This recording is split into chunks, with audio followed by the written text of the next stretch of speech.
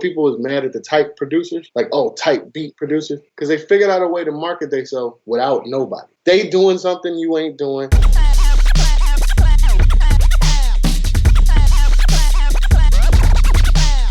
Peace, what's going down? It's DJ Payne 1 for BeatStars.com, checking in with Denon, aka Mr. Porter. Amazing producer, amazing rapper with a lot of legendary history under his belt. What's going down, sir? Appreciate you sitting down with us and sharing your wisdom and experience. Man, thank you for having me, brother. So you're a rapper, producer, performer.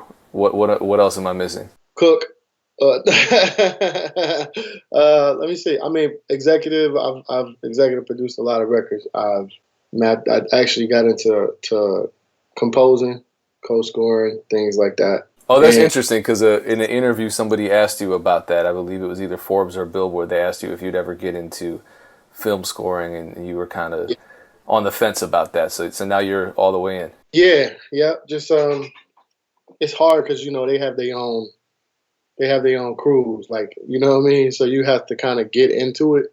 So I'm just right now, like, scratching the surface. I've done a lot of things, like, I just stumbled onto, but I didn't know that was composing at the time. So, I'm getting in there, and I take it serious now. You know what I mean? You had records in all types of films, though, too. You had Straight Outta Compton, and you even had, I think, what was it, Shark Tales? Shark Tales. I actually co-scored Waist Deep with Terrence Blanchard. Like, it was really crazy because I did that, and then I forgot who the guy was that came in. I think it might even been Def Jam at the time came in, and they kind of mixed it up and added a lot of stuff too. But that, and what else did I do? TV, a lot of TV, and Fast and Furious, stuff like that. Like, I actually created the song for the last scene for that last Fast 5, I think it was. So so it's actually really fun, man, to see a script, see a movie, then create something that fits it. So it's really a cool gig. Let's go back a little while. Forbes magazine outlined some of your mentors, which are some of the undeniably greatest producers in the history of our art form, J Dilla and Dre. Mm-hmm. What were some of the most valuable lessons that you learned from those experiences with them?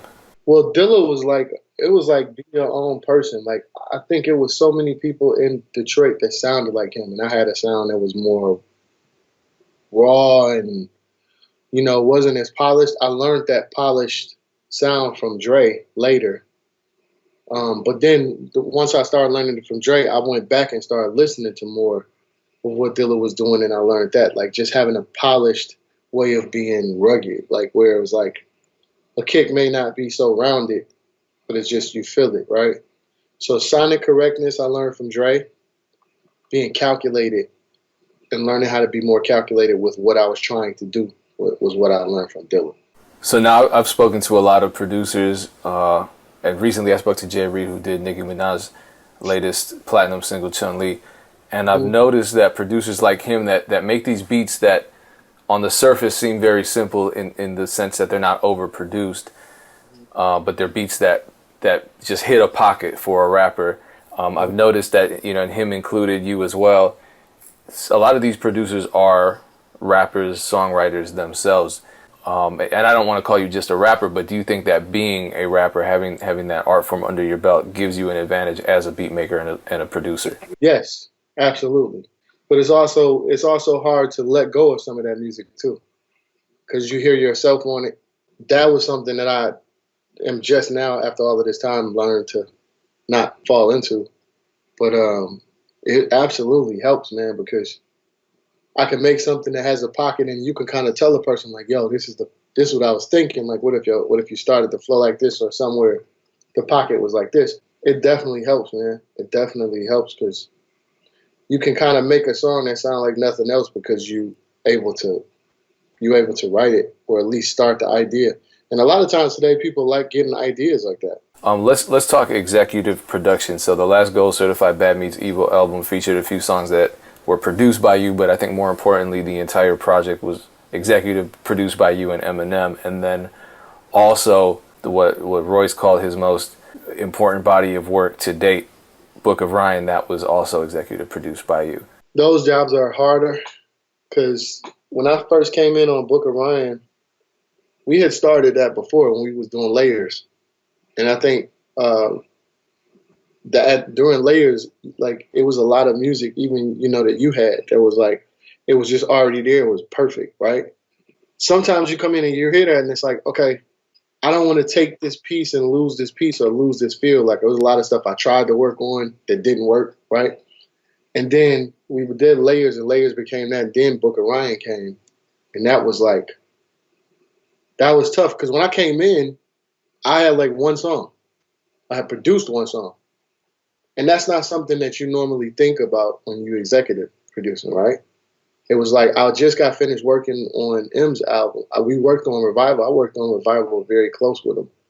Um, and when I stepped away from that and I went into Book of Ryan, Revival took a totally different turn, even, right? Like it was a lot of songs that I felt that they needed to have at the time and things like that. And that's kind of harder to do, to step away from something. And I think what the beauty of it was going into Royce's album, and then I ended up producing like I don't know 6 or 7 things, like because I was fresh off of the Revival joints, and I had a lot of shit, a lot of ideas, and then walking into it, and it just started becoming a story, and we started putting it together. So that was really like that executive hat is a tough one, man, because sometimes you got to listen to other producers. Like I listen to your shit and be like, Jesus Christ, like that kick on, it's like a kick. This kick you had, man, I was like, I forgot what beat it was, but he played this beat, and I was like, man, how do you get to kick the sound like that, right? And I'm thinking about it as a producer when I should be thinking like an executive. Like, so sometimes it get in the way, you know? So I think the biggest thing when being an executive producer, I had to learn, the first thing I had to learn was my ego got to be out of it. Because it might be like M's new album. We did 2 records, maybe 3 possibles that could have worked. He did and recorded 1 or 2 of them. I had to say, yo, I'm gonna take these off, right? That's a hard thing to do because most people won't be like, yo, let me take this record off, right? I mean, it's an Eminem album, like, in this album, people received it more than they received it better than they received Revival, right? And I had records on this album. But I was actually, when he was picking the Mike Will beats, I was right there with him. Like, I was listening. So I'm like, yo, we was kind of listening to the beats at the same time. So it's still an involvement that I had that it was like, and then I actually worked on a couple songs where I, added a drum, add stuff here and there. But man, it's a hard thing to do when you got to switch from executive to producer. I could produce a whole album and it won't sound like the same person. I know how to do that. But I also know how to listen to music from other producers and say, yo, this is amazing. Like, we need to use this. This is important. But let's take this in piece and connect it with this other piece. And that's something you got to learn. Your ego just got to be out of it completely. That's interesting. So you took yourself off of the Kamikaze album for the sake of creating a more cohesive body of work, I guess you would say. Yeah, and just because of some, like, let's say the content was a little heavier than, you know what I mean? Or whatever the case, like, I think in business, that's my brother, so it's a lot different. So with him, I'm not gonna be selfish and say, well, I gotta be a part of this and this way. I am a part of it because if I'm not producing it, if I'm not helping them put it together, if I'm not helping whether it's mixing or just listening, I'm performing it. We coming up with different ways to do a show and make sure that people receive that well. So that ship, I had to realize that I helped put legs on it. Like, if I didn't do Just Don't Give a Fuck and a lot of other songs, that shit might have not happened, right? And I had to remember that, So you got to be the bigger person and be able to be honest about it. And a lot of people wouldn't be in that situation to do that. They'd be like, nah, fuck that, I'm putting this record on here. Like, it's got to go. You got to be honest with yourself. If it's not something that's going to make if it's not going to make that artist look good, don't do it. Take the L. If you miss that opportunity, a lot of people will be like, no, I ain't missing that because of the money or whatever. It's not about the money. It's literally my legacy at this point. So to keep on this theme of executive production, I read an interview you gave to Billboard magazine in which you discussed your role in Revival, and you've already spoken a little bit about your role in Revival, just beyond producing records. And in this particular interview, you spoke about suggesting the Beyonce feature for Walk on Water. So would you say you took an executive producer role on Revival as well? Yeah, I mean, it's just hard to it's hard to get that. I think because there's so many. M's albums are so big. I don't know, and I'm so close to the ship. Sometimes I don't even know if they even can see me in that light. But it don't stop my contribution. I'm never gonna go to them. I think I think it's the worst thing, the worst feeling in the world is to have to go to somebody and say, "Hey, can I do this?" The gratitude, the great part about it is saying like, "Hey, we want you to do this," right? And I'll keep going until I get that. I don't want no handouts. Like, I don't want that.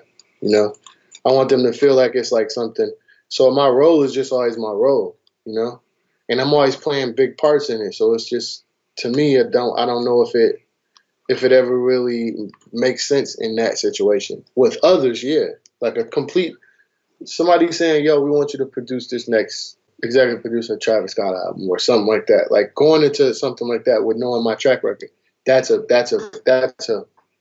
accomplishment, right? You know, with like Paul being a Def Jam, right? I think something like him saying, "Yo, this kid, I want you to take this and I want you to do this and I want you to do this because I believe in what you're doing." Those are wins for me, right? Not me having to say, "Yo, let me do this, let me do that." I just kind of do it around there because it's a team effort, you know? Like Bad Meets Evil was a different thing because I might start the projects.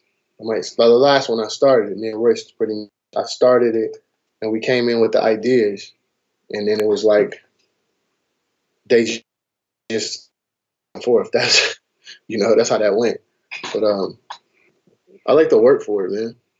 So I can really feel like I worked for it, not having it handed to me, you know? So on that note, and I think I see it in the background actually, fun fact about you, you're not just multi-platinum, you're actually diamond certified. Yeah, like a couple times. I got a couple of those diamonds, yeah. I don't have a follow-up question. I just wanted to know, how does that feel? How does it feel? I mean, that's something that like the elites of the elites in the music world can say that they're diamond certified. It's a very small percentage of musicians. It's a great feeling, but it's always like, this is a new world, right? Streaming is king. I had a lot of streams that went number one from the Revival album for the way that it was received. I had a lot of streams. Like I had songs, I'm still streaming songs from these times, right? So it's a great feeling, like to be able to be a part of that, to be a part of that, to say, and I'm still here. That's what's most important for me. I don't have these things, and I'm looking at them. And it's like, wow, that was a great time in my life. Like it's like, nah, it's always a possibility for that to happen again. And I think that my track record, I'm just quiet. I'm not really a talkative person about stuff I do. So I think anybody that's in that position, you don't really put it out there that you have it. You just are it, and like somebody will ask you, and then you kind of give them an answer about it. I want to accomplish more now. Having that many sales, that's insane. If you think about that today, that means 11 million people for just this album, and I think 50 Cent I had like 10 million or something, and then one of the singles was mine, and that's like more millions on top of that. You know what I mean? And so it's a crazy feeling because you can't really do this again. So that's why I look at a lot of the stuff today and a lot of the padding of the numbers, and it's not equating for producers. And I think that they got to look at that, man. Like a lot of the BeatStars producers, that's one thing I want to bring to them is like, yo, listen, let's start fighting because without us laying that foundation, none of this is possible, right? So we got to start fighting for our right to have that. Because listen, it's possible, it's happening. It's not like this is impossible. It's just equating the streams and they don't know how they're going to pay nobody yet. But all the advertisement money right now is being accumulated by every label. All of these that are services are accumulating all of the money that you're supposed to get paid. But they're not paying the producer, right? So if you don't fight for it or learn why it works, most kids just happy to have a plaque. I see a lot of people doing the certified platinum thing. Certified. It's like, that's great. That's really great. But that's the way it works today. That's new. But is it equating for you in money? Is it equating for you in your longevity as far as how you're going to sustain your family and all of that? That's what's important. I definitely want to pick up on that because obviously things have changed quite a bit, and there are, I think, more revenue streams for producers than ever. The issue is that we just don't always get them or know how to get them or even know that they exist. But going back, Infinite was the first Eminem album that dropped in 1996, and you had a major role in it. Like you said, if you hadn't done that, who knows where you'd be now. How would you say production and just the world of production has changed since back then? I listen to Infinite now and I'm like, oh, wait a minute. They just went back to being simple. When I was going to career, I had to make it more complex. I had to make PIMP sound simple. I had to make Stunt 101 sound simple. It was technically simple, but sonically it was a lot of work. Now they're getting sounds that we created, and we actually are creating, like I'm creating the sounds for some of these software companies. So they're getting already ready-made sounds. So they don't have to worry about the sonic correctness. Now they can just make something that's super simple. They don't really got to teach themselves, and then it's a huge thing because you already have most of the work done for you. I had to do that work, right? So that's one of the differences. But simplicity is really where it's at right now. Melody, as far as the hooks and things like that, they're really important. A lot of people not rapping. It's not hip hop anymore. It's like hip hop has changed in itself. I always look at it like hip hop is like, think about the clothes, right? So every year is a different style of something that come out every so often. And like baggy jeans was one thing. Now it's baggy t-shirts, but then now it's tight everything, right? So music is the same thing. They go through changes, and right now it's just a simple. They don't care too much about a lot of changes and a lot of music being involved in it. Musicality is not, it's not the forefront of everything, but simplicity is. And feeling. They go a lot off feel, It's just I wish that it would change up a little. Make it a little bit more interesting. I've been listening to Travis Scott album a lot. I like the diversity in it. Musically, I really like the diversity in the music, and I can appreciate it. Like him and Ray Shrimmer is like they like my favorites right now, right?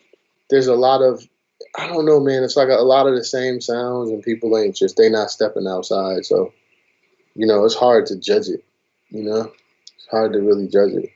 I think it's growing constantly. It's going to forever grow. But there's nothing I can't do. So I'm not listening to it like, fuck, how did they do that, right? I'm not listening to it that way. So I think that's a thing, too. Being able to say, if it changed where you can't do it, then that's a difference. That's a problem. But it's not changing to where we can't pick up on what's happening. It's like, what's happening. You know how to do it. I know what they're doing.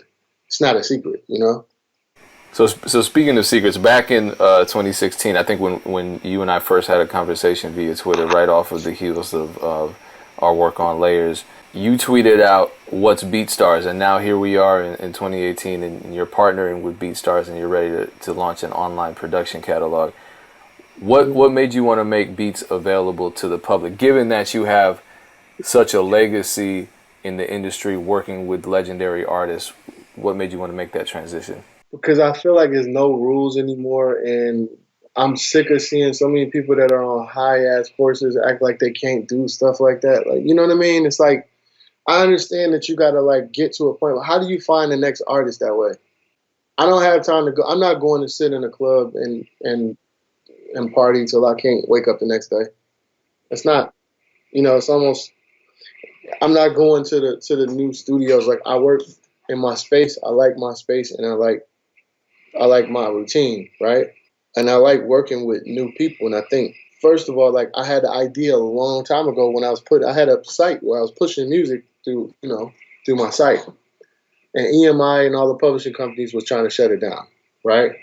They was like, well, you can't sell this and you can't do this and you can't do this. And I'm like, well, you work for me though, right? So if that's the case, why aren't you going to get that money from all of these kids that's buying the music? And once I realized how much of a ruse it was like they collect, but they don't work for you. You don't bring me anything, you'll do. And so once I got tired of that, I was like, to see BeatStars doing it and it's working the way it's working, man, look, it's the future to me. Everybody can't get on a plane and come to Detroit. You know, everybody can't get on a plane to come to where you are and get your music. You know what I mean? Like, you have a sound that I love. You know what I'm saying? So I know how to get in contact with you. Everybody might not know that, right? Like, so I wanted to make that available. I can have every diamond record in the world and still feel disconnected. So I don't want to feel disconnected from the culture. I want to I feel like everybody should be doing that. Everybody should be doing it because that's how you find the next person. That's how you bridge the gap. I don't want these producers or artists to ever feel like I got, I'm he on his island and he don't really fuck with us like that. I don't want it to be that. So this to me is a dope way to work with new artists that I don't even know. I would love to hear some shit of mine where it's like, oh, that's a hit. Oh, okay, cool. That's dope. Good for him. Good for us, right?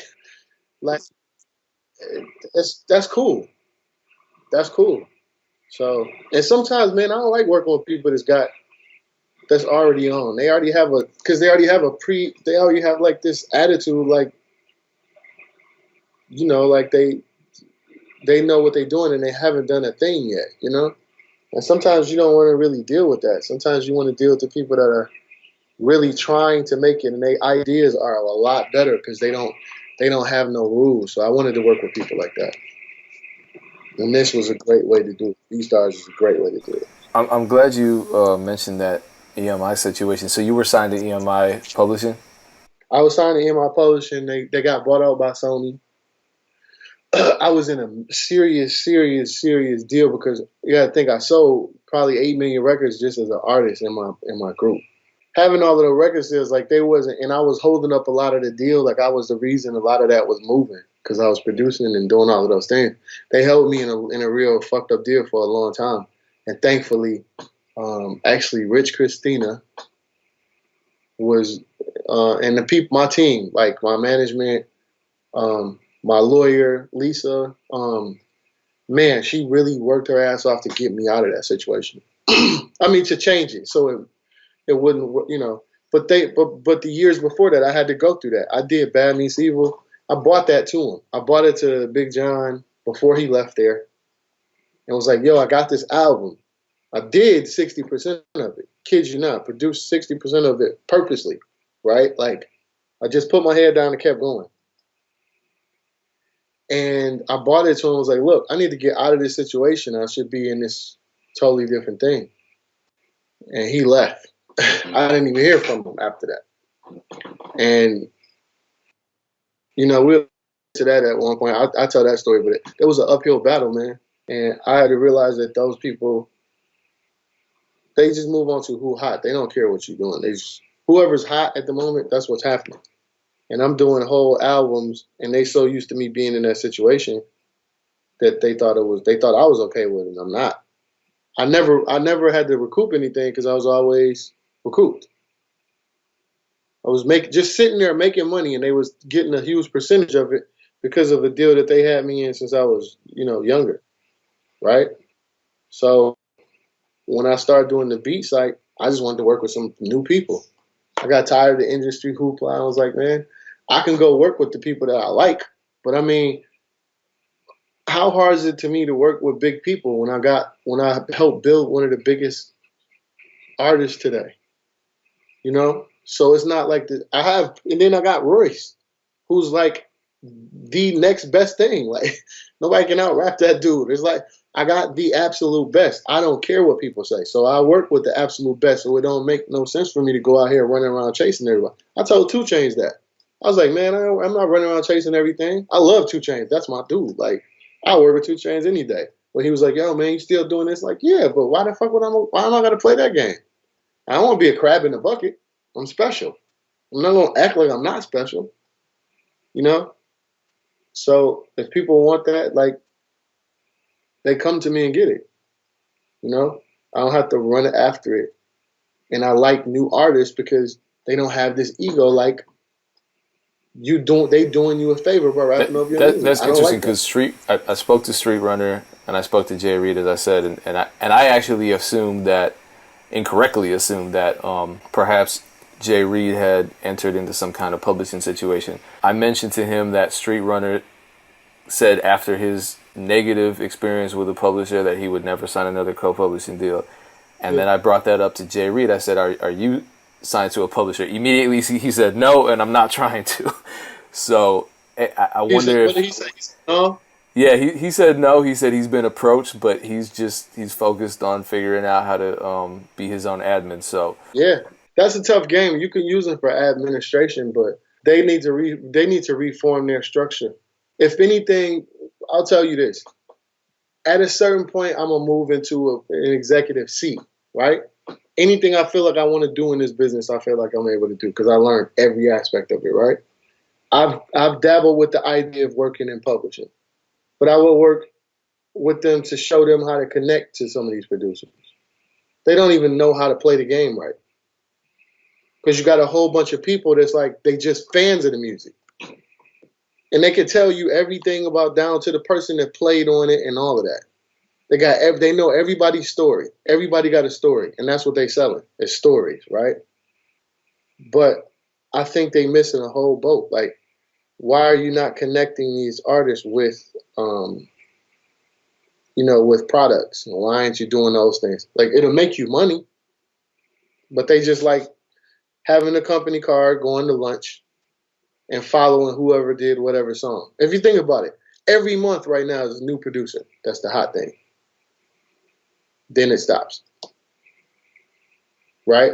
Then it's the next person. But it's only because they got this song that they produced for somebody. They wine and dine that artist, that producer, and they don't sell them shit. They don't tell them a goddamn thing. They don't give them no kind of knowledge that'll help him go further, right? He's just a name. And he got a million kids that'll buy his music because he produced a song for Drake, or he produced a song for Eminem, or he produced a song for whoever, Travis Scott, whoever. And that's what happened. I don't think it should go like that. Those same artists and those same producers, I have plenty of ideas of how to market them in their own way. Producers are just as important as artists. I think you just got to be creative with how it works, and how you want to work in this business. And I think publishing companies just got to change their structure. It's time. Everybody else changing. Okay, speaking of structural change in the music industry, I think this is an interesting nexus of ideas that we both have.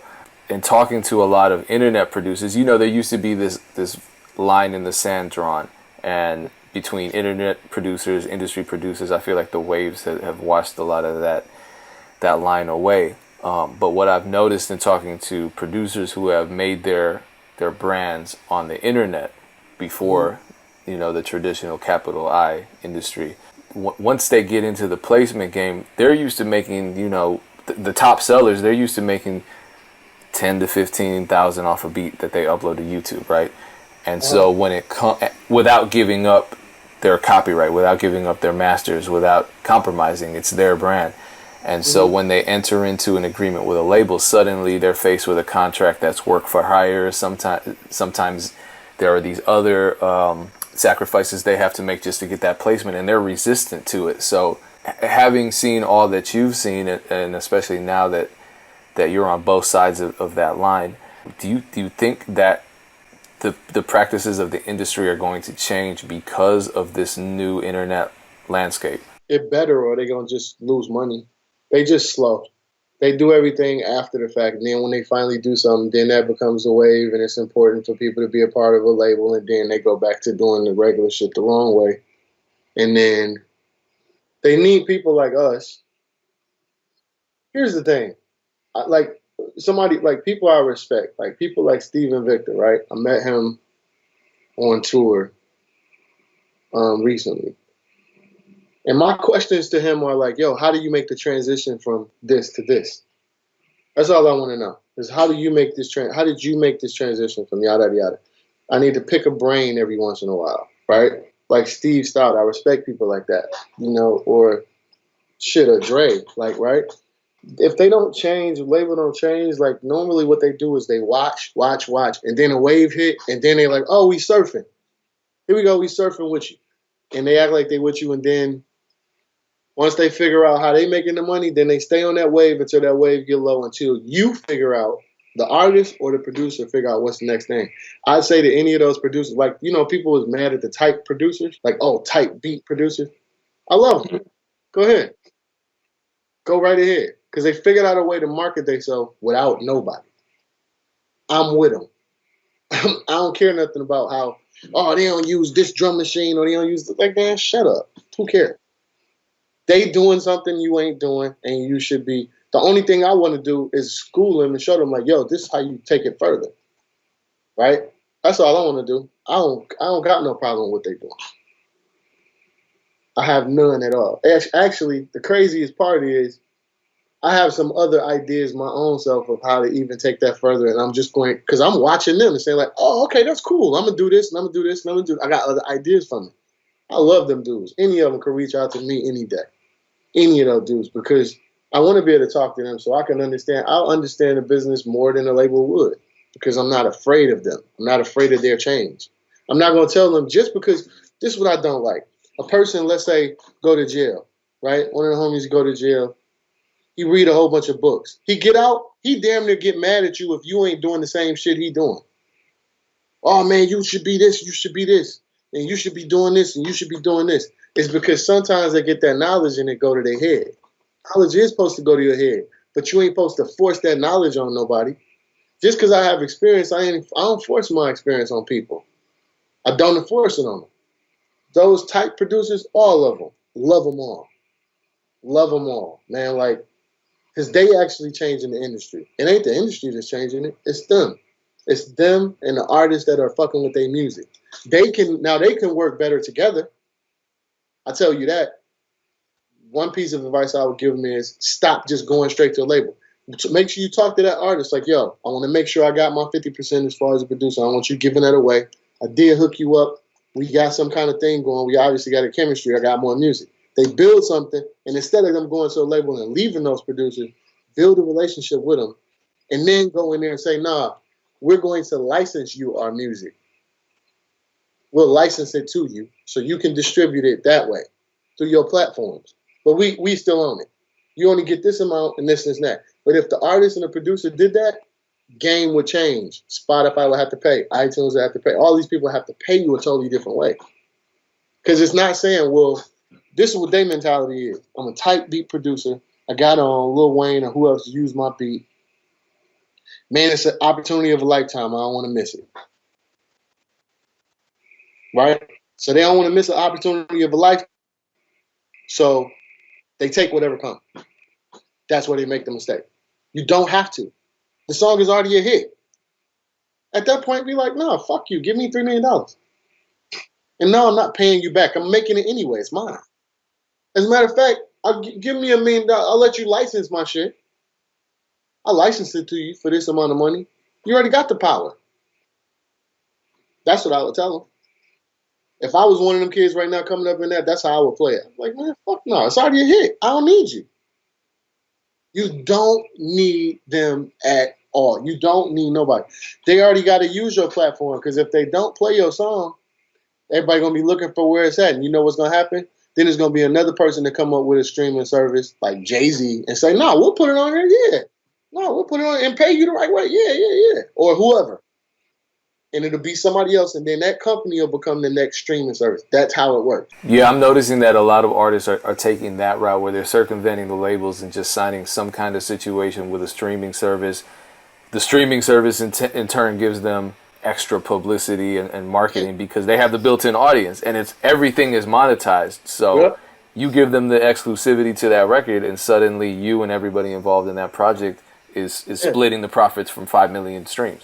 And think about it. That's way better than making let's see, how many streams is it? And some people be getting a check for $8,000 and they be having gazillion streams. It's like, what? How? That's a ruse, bro. So, they should be smart. I think those type beat producers, those artists that kind of go to those. I don't care about going to the studio. If you don't want to go in the studio, we ain't got to go in the studio. It's actually a learning experience, and it's a great experience because but records ain't even taking that long. We not even considering taking. Listen, we did. Kamikaze was done in 4 months, if that. It started the minute the first song on the album, The Ringer, was the very first song recorded for that album. Well, maybe second, but first technically, right? And he did that record and just going. Didn't have to tell nobody your album coming out. Mike, here, you already you, so it don't matter. Just put it out. I was like, bro, what do you need to announce it for? You're you. This the new wave. And now his mentality is like, man, I can put a record out every 4 months if I wanted to. You know? Because he see how it works. And sometimes you just got to step out there and do it. But don't nobody care. Nobody take that long no more. We don't need to take long. So I like the fact that these guys can come up with something and a song will be a hit song. Now, the content in itself, producers got to start caring more about their shit.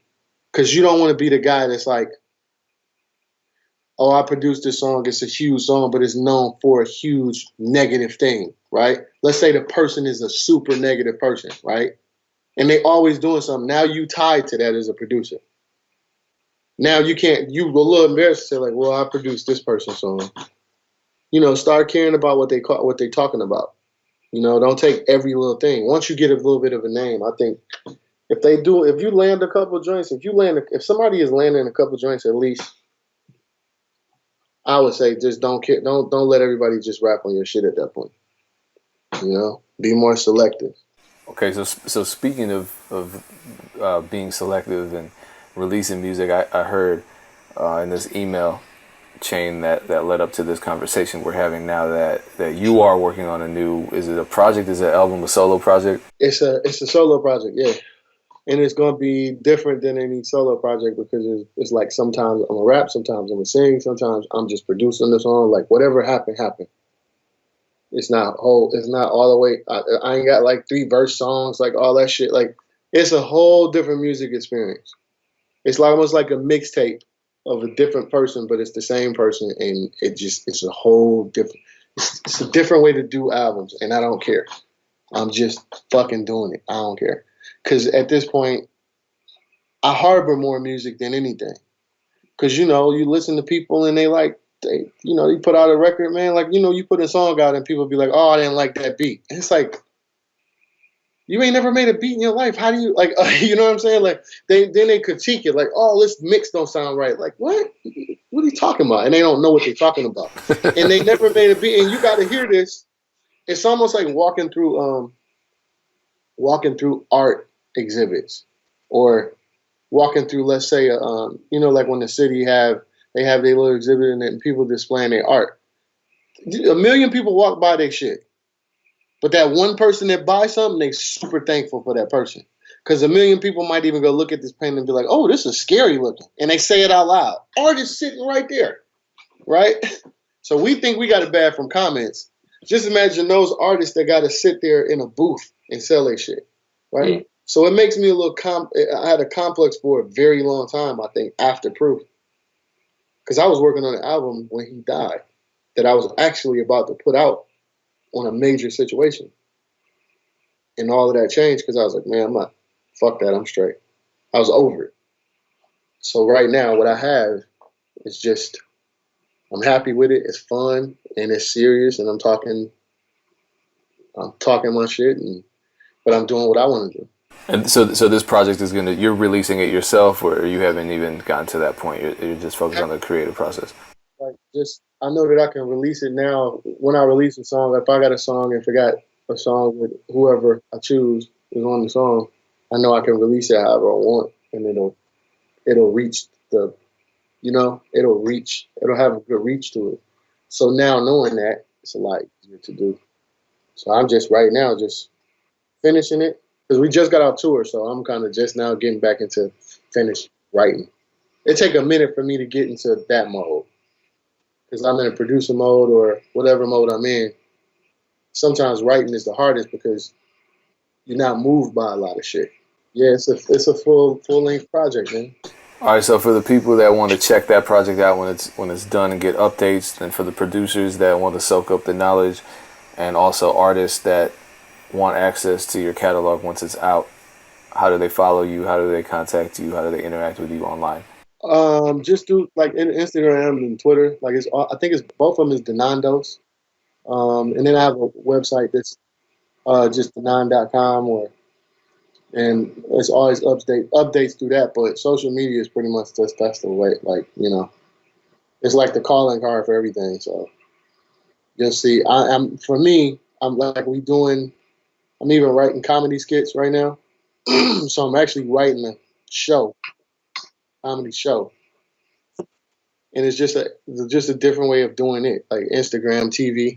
Um, it'll be like an Instagram TV thing, uh, and it's almost like a mixtape of funny skits. You know how you like go through Instagram, you go through and you might see a thing here. Just imagine getting hit with one like literally 3 to 5 minutes of just a show. That's the show. No commercial, but the skits. All of the funny skits compiled. And we working with a lot of comedians that are like Instagram comedians or social media comedians. But me and my man Dennis, um, his name's I Pump Puppies on Instagram. So uh, we we just been writing a lot of the skits, and actually I'm acting in them and we write. So it's fun and it's funny, and it's so while I'm working on the album, I'm doing that. Well, you sound busy, so I'll let you go for the evening. Appreciate you sitting down and sharing that Yeah, history with us, sharing those experiences with us, and definitely appreciate you being a bold voice in today's industry when so much is convoluted and there's so much white noise. yeah, I appreciate it, man. Thank you. Yes, sir. We'll have to check in again very shortly. Oh Uh, yeah, for sure. I want to send you I need more some music. ideas. Yeah, definitely. No, it's going to happen because you sent the tweet out in 2016. Yeah, So we have to make good on that promise to the people. So man, we we'll got make that to. happen. We have to, bro. I appreciate you once again, bro. Peace. Thank you, man. Peace.